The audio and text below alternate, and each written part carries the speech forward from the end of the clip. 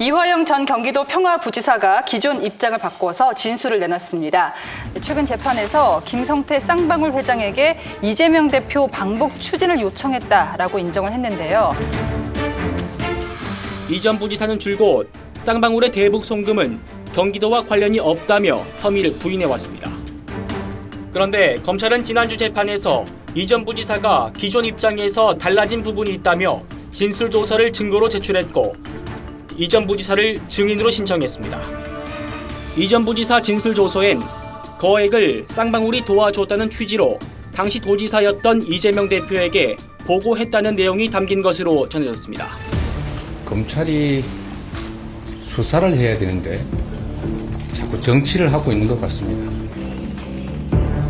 당 인권위도 이 전 부지사 부인이 쓴 탄원서를 공개하며 이 전 부지사의 진술은 검찰의 회유와 협박에 의한 진술이라고 주장했습니다. 검찰의 조작된 증언과 압박에 따른 스트레스로 이화영 전 부지사의 치아가 이미 3개나 빠졌답니다.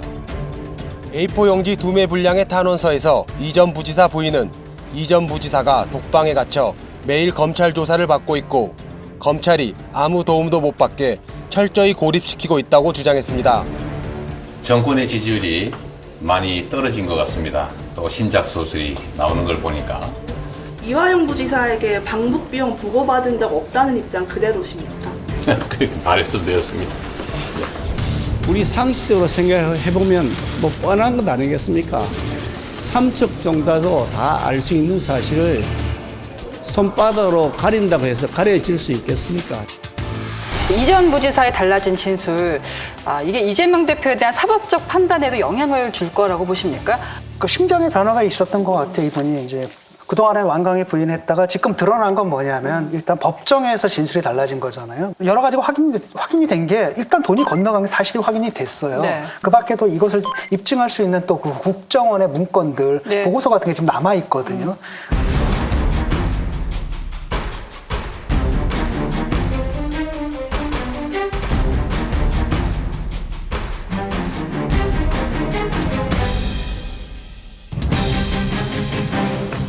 이 정도 되면은 지금 이거는 뭐 제3자 뇌물죄로 처벌할 수 있지 않게. 처벌에 불가피하다. 예. 이건 뭐 빠져나가기가 힘든 상황이 아닌가 싶어요. 처벌을 넘어서 정치적으로 엄청난 치명타가 오지 않겠습니까? 근데 이분은 사실은 모르겠습니다. 원래 상식적으로라고 하면은 이거 대장동 이거 뭐고 이걸 해가지고 사실은 정치적으로 이미 사망한 분인데 약간 그 좀비 같이 그냥 계속 일어나시는 분이라서. 좀비. 근데 법정에서 안 나온 건 뭐냐면 거기에 따른 대가 있잖아요. 30만 불. 네. 300만 불을 대신 지급해달라고까지 얘기했는지 안 했는지. 그 다음에 또 500만 불이죠. 스마트팜. 네. 그 요금. 그걸 다 부탁했는지 안 했는지는 아직 법정에서 나오지 않았는데 이게 진짜 3심 재판 끝나기 전까지 계속 갈 것 같아요, 저는. 그것이 만약에 사실대로 밝혀진다면 저는 이제 명백하게 그 제3자 뇌물죄가 적용될 수 있다고 보는데 중요한 거는 제3자 뇌물죄가 중요한 게 아니라 대한민국의 지도자가 되겠다고 한 사람이 북한을 방문하기 위해서 북한한테 뒷돈을 줬다. 이 부분은 정치 윤리적으로 저는 용납이 될 수 없다고 생각이 듭니다. 그러면 이건 북한한테 그런 저자세로 뒷돈까지 줘가면서 북한을 가야 되는 이유가 뭔지에 대해서 한번 국민들한테 설명할 수 있어야 된다고 보고요. 여기에서는 아주 엄중한 저는 문책이 있어야 된다고 봅니다. 저도 검찰 출신이지만 6달 정도 김성태를 해서 수사를 했다면 이 사건은 진작에 뭐 가든 부든 끝냈어야 맞는 겁니다. 근데 언제부턴가 검찰 수사력이 이제 과거와 같지는 않구나라는 거를 이제 인정하지 않을 도리가 없다. 너무 길어진다. 이게 6개월이 지나고 사건이 없어져요. 그리고 딴 얘기가 나와. 그러다가 이제 지금 갑자기 김성태가 맘 바꿨다 나왔다.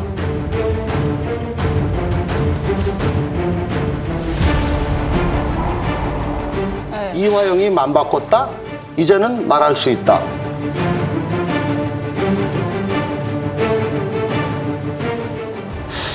솔직히 잘 못 믿겠습니다. 일단은 뭐 그 검찰에서 이렇게 진술을 했다는 거고 그게 보도가 됐다는 거고 민주당 이른바 검찰 뭐 독재 뭐 무슨 위원회 또 있더라고요.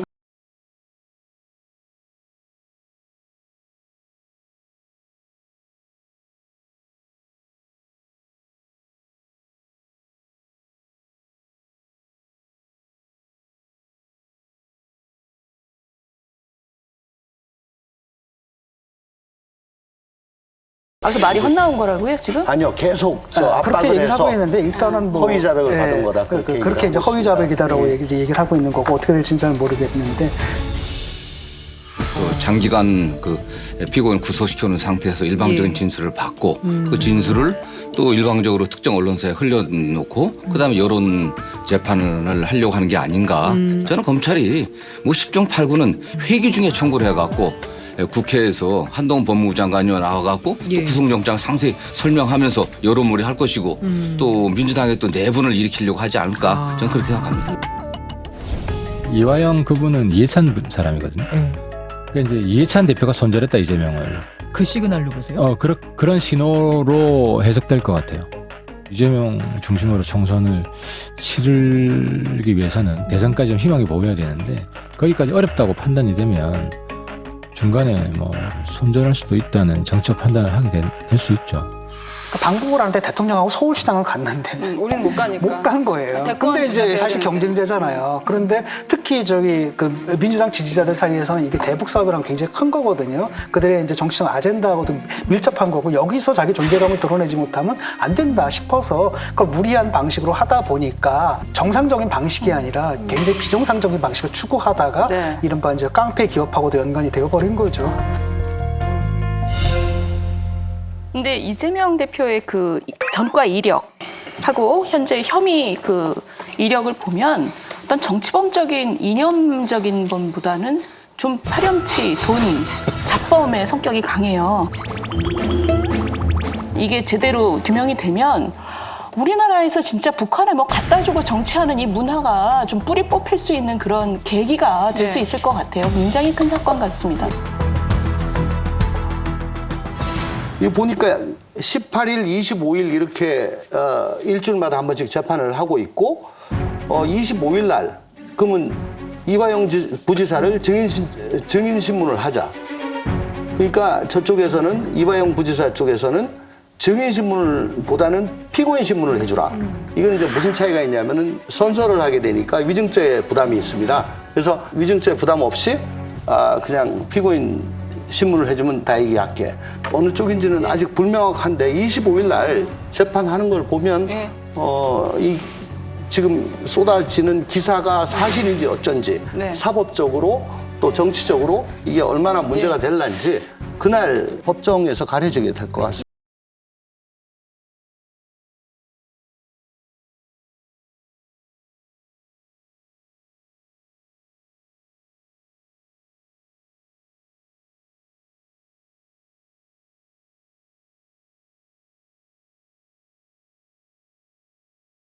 여러분, 여기를 눌러서 구독을 해주시면 강적들 컨텐츠를 빠르게 만나보실 수가 있습니다. 알람 설정도 잊지 말아주세요.